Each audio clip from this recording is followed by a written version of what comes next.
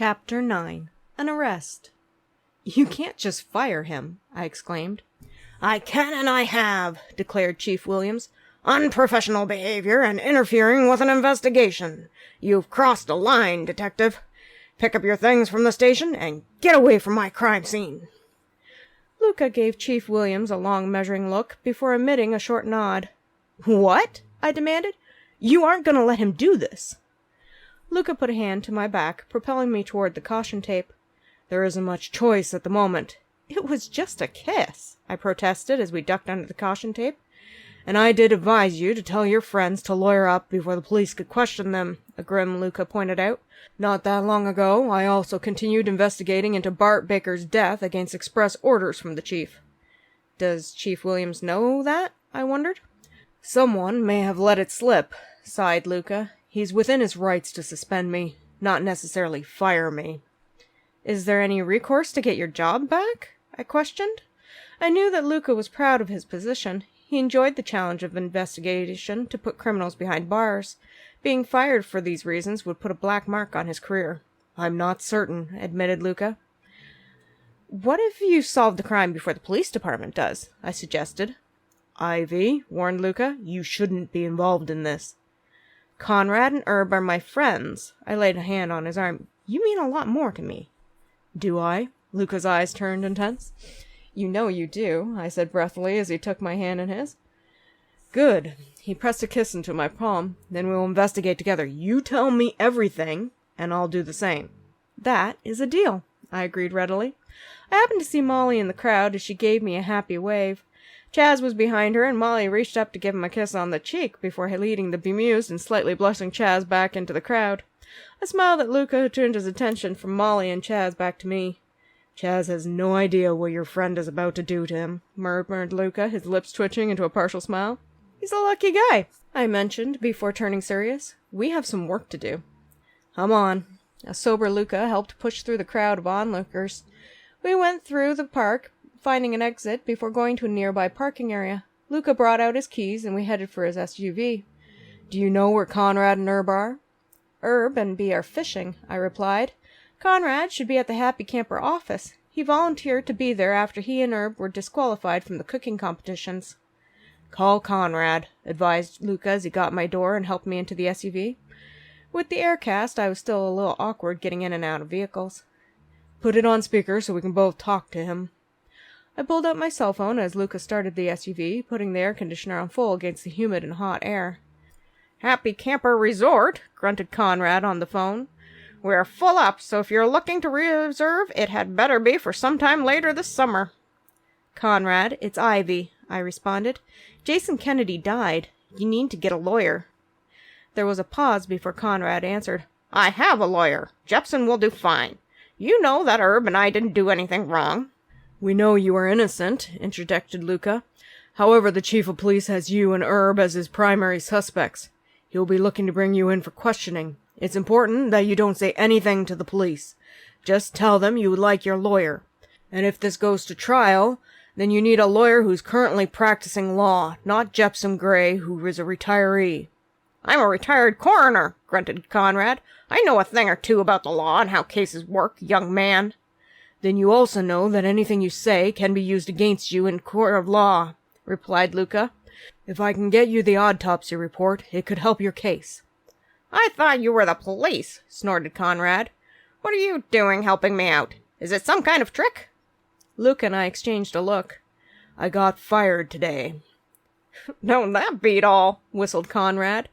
"We all know Chief Williams has been slipping lately. The man is going to ruin his own police force if he keeps it up.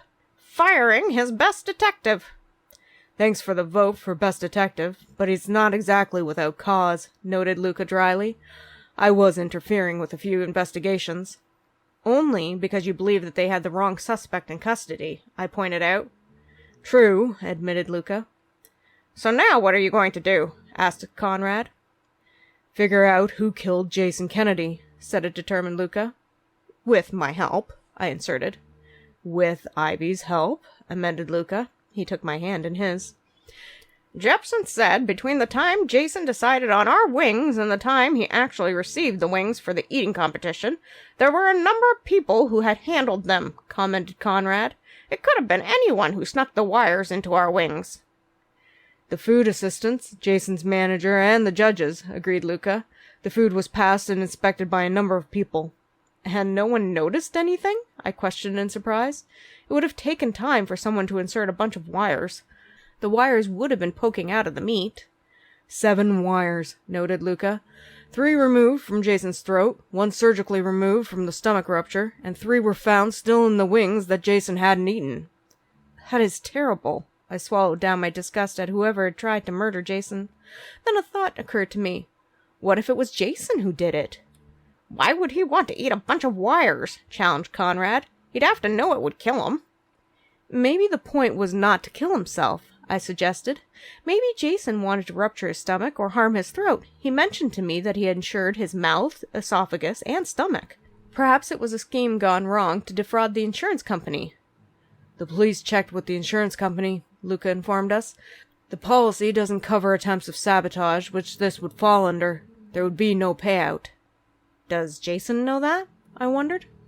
He did, after we told him at the hospital after his stomach surgery, apprised a wry Luca. He seemed a little surprised, but claimed he had nothing to do with the wires being in the wings. Jason was emphatic. Did you believe him? Grumbled Conrad. Yes. I don't believe he was aware of the wires being in the food, sighed Luca. His phone rang. Luca pulled out his cell, noting the caller before answering with a clipped "Armand." Conrad and I waited in silence as Armand talked to the caller. A few moments later he hung up. An 8th wire punctured Jason's esophagus. It was undetected in the X-rays. The doctors think it was hiding behind a rib. It traveled to the heart and punctured the vital organ as well. That's how he went, then, murmured Conrad. I can see the police have pulled up outside the office here. Don't say anything, Conrad, I hastily replied. We'll find you a great lawyer. Just hold tight. If anything happens, you take care of our Ivy, a gruff Conrad said. I mean it, Armand. I will haunt you if you don't. Nothing is going to happen, I promised. We're going to find out who is really behind it all. I'll take care of her, Luca said, giving my hand a squeeze. We could hear someone talking to Conrad, and Conrad replying that he wanted to talk to his lawyer before the call ended. My phone rang suddenly. I wiped away a tear before answering. Hello? Ivy, it's B, a quivering voice said. The police have taken Herb. They have Conrad as well, I told her. I told them I would call Jepson, sniffed B. I told them not to talk. That's how they get false confessions. At least that's what my books always say. That's not necessarily true, remarked Luca. His eyes met mine. Not always. Is that Detective Armand? Asked B in a righteous voice. You tell him the police in this town are out of line, accusing innocent men of doing heinous crimes. It's just ridiculous. I plan on taking this to the mayor. I want everyone in that department fired. Do it, a grim Luca replied. Go to Wickham, start a movement, raise some cash for Conrad and Herb's defense, whatever you need to do. I fully support you, B. What? A little of B's steam evaporated. I was fired by the chief of police today, wryly admitted Luca. I'm on your side. Oh, sighed a weary B. Good. Between Luca, myself, Jepson, and the senior sleuths of the Happy Camper Resort, we are going to solve this, I vowed to her. I have Cookie and Cupcake with me, B let me know. Cookie bit one of the officers. Which one? Asked Luca as I gasped in shock. Maybe a Burmer? I think that's what his name is, replied an uncertain B. Good. Luca had a half smile. I don't like that guy. Is he going to press charges? I asked worriedly. For Cookie biting him? No, he was focused on arresting Herb for murder.